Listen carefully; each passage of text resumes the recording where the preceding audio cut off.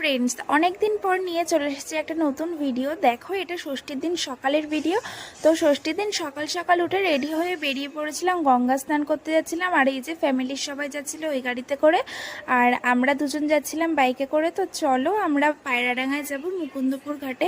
আর এই দেখো, এখানে গেট পড়েছে রোদের মধ্যে, এরকম গেটের সামনে দাঁড়িয়ে থাকতে কীরকম লাগে তোমরাই বলো। তো চলো আমরা যাই। আর এই যে আমরা গঙ্গার ঘাটে চলে এসেছি। তো এখানে গাড়ির মধ্যে ফোন টোন রেখে যাব আমরা স্নান করতে। স্নান টান করে আমরা বাড়ি চলে যাব। তো দেখো কত সুন্দর লাগছে গঙ্গার পাড়টা দেখতে।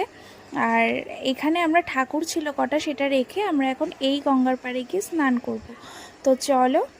আর এই যে এখন আমরা স্নান টান করে বাড়ির দিকে চলে যাচ্ছি।